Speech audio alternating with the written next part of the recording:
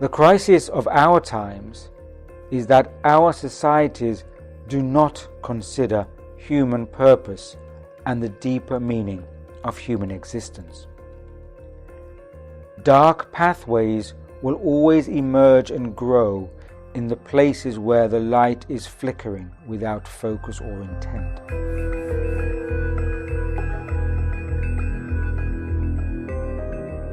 The world today is increasingly fragmented. The current global situation is triggering a collapse of the body, individual, social, and psychological.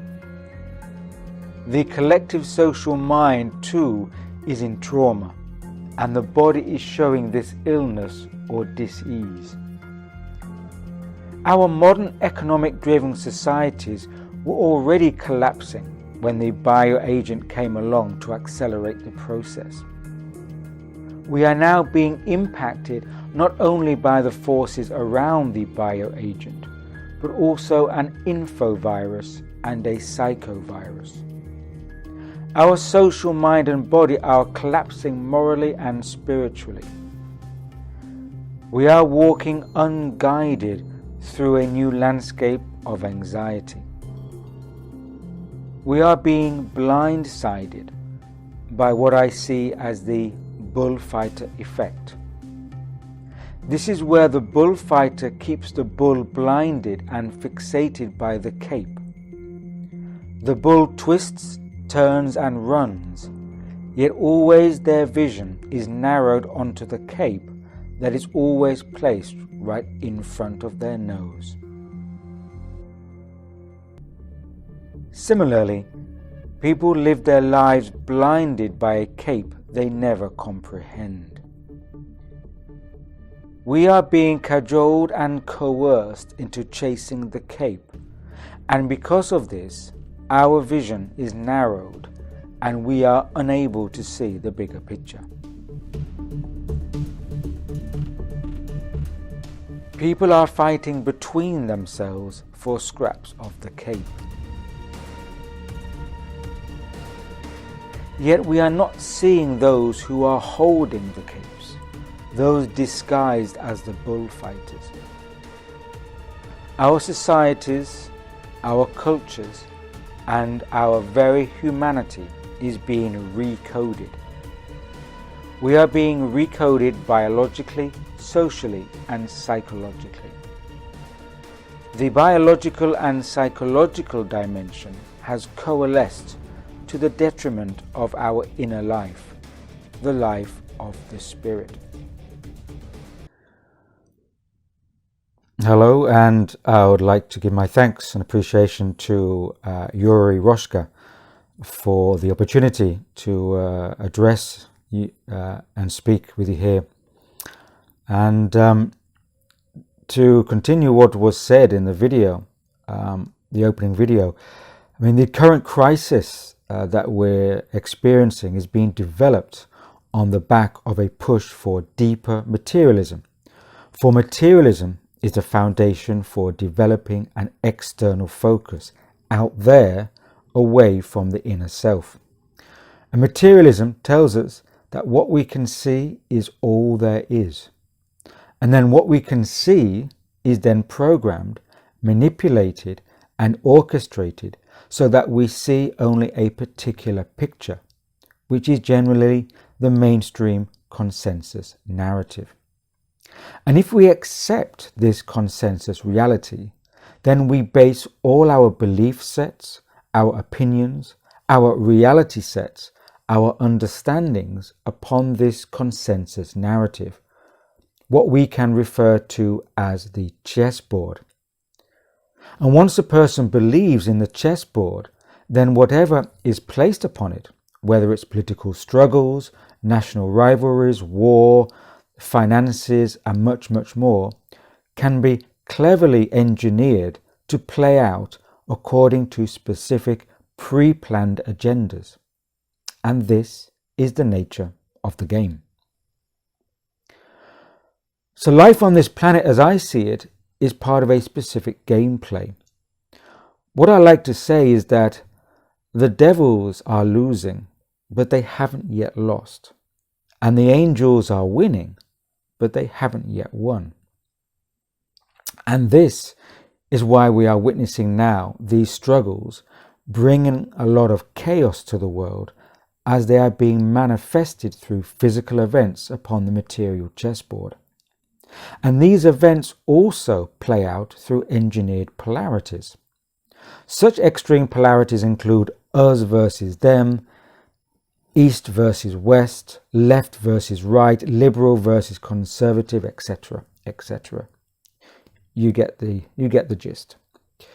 But these are all artificial constructs that strengthen a material paradigm where people live in separation from one another. Even when these polarities are then substituted for so-called multipolarities, such as in the reshuffling of the geopolitical chessboard, these are still false surface-level arrangements and superficial oppositions.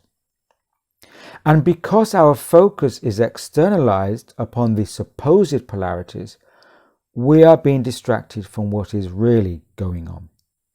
This is what I call the magician's trick. The audience is distracted by the magician pulling out the white rabbit out of the hat, yet at the same time is oblivious or ignorant to what is really going on with the other hand. And this is the hidden hand, what we don't see in public. We just see the visible hand shaking the white rabbit. So if people continue to be distracted by the toxicity of the external world, its media circus, entertainment absurdities, directed propaganda, and geopolitical wranglings, then the consensus reality gets continually imprinted and validated by these inputs that people then feed back into the system. The only thing to do is to extract oneself from these polarizing energies and to recalibrate our alignments and allegiances. Anti-human or anti-developmental forces are attempting to control and manage human thinking and cultural narratives through arid materialism, such as the push for transhumanism and technocracy. Such arid forces are using these agendas to constrain and contain human thinking by limiting it to the physical domain. That is, by propagating a worldview of negation and denial that recognizes no spirit consciousness or genuine inspiration from beyond the material realm. The lower forces aim to over-materialize materialism. They intend to deepen the entanglement within physical matter and to create artificial material forms that would not have arisen in the natural course of human evolvement. We can see these in the ongoing virtual physical domains, the domains such as a metaverse. Even though it's not solid to the touch, we think, oh, therefore it's not material because we can't touch it. Actually, it's what I call the material fallacy. It's being embedded in a deeper form of materialism. Although it's digital, it's being constructed by physical infrastructures. And these forces are trying desperately to block a renewal of human culture by directing it into a form of techno-utopia, which is actually a material prison for human cognitive and spiritual freedom. An ecosystem of automation will affect not only human behavior, but also our state of cognition will be drastically affected. The unconscious human may, by degrees, be transformed into the robo-sapien, where behavior sets and cognitive perception are limited to a very low level. Such a person will, effectively, be little more than a cog in the machine, and the machine will be well oiled by AI-regulated infrastructures. These techno-material forces aim to press down upon the human being in a way that increases its entrapment into physical digital constraints, while encouraging the basis levels of human or automated behavior. Deep materialism finally becomes a path of entropy and decline that leads into mechanical, artificial modes of life that eventually brings about stagnation within the human being. The more a person comes under the powers of this world, under the laws set within this materiality, the less a person can act from an inner place of personal and spiritual will. A human being can no longer truly become their essential self if they are wholly invested in a consensus reality that is averse to metaphysical truths. As Christ famously stated, "My kingdom is not of this world." Although not of this world, it must work in this world. Our point of interaction, participation and action are within this world, yet our foundation does not originate from within this world.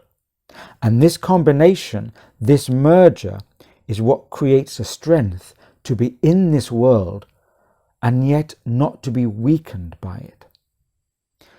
The agenda of technocracy also aims for the disintegration of metaphysical values and the acceleration of moral decay in our societies. However, let us remind ourselves that the greatest tyranny always comes to the forefront before its greatest fall. Visibility brings with it the energy of desperation. We need to recognize that the fastest way to awaken is to become the cause of someone else's awakening. By assisting and serving our fellow human beings, we are simultaneously helping ourselves. Many people are already awake or on the verge of awakening. They just don't know it yet. This may sound contradictory, but how many times have we known that something is the right thing to do and yet we fail to do it? Similarly, so many people instinctively feel the inner urge and they sense the absurdity of world events and yet choose not to act upon this inner knowing. Now, the 21st century is a transformatory epoch where we shall have to face our shadows and deal with them. Without this acknowledgement and cleansing, we will be dominated by the forces of stagnation. Later, when this catharsis or cleansing has been achieved, we may collectively move into a stage of transmutation where the negative is transmuted into constructive forces.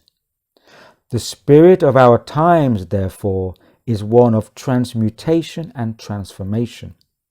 And until the counterforces are transmuted, there is no real or lasting transformation. And as a collective species, humanity can no longer remain at this low level of perceptive awareness. It is simply not sustainable in the long term.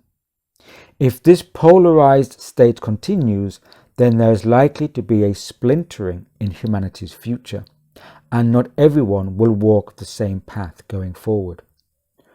What we choose today will become the reality we shall experience later. It is time to become the adults within an infantile world, a world that is so far based on the negative energies of power and greed, but ultimately a barren and empty world. If there is ever a struggle against the human soul, then we may be witnessing this in these current times.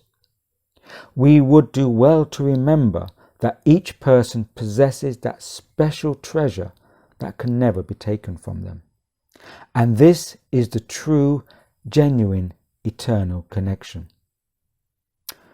These are the times to be soulful and to bring forth the human spirit.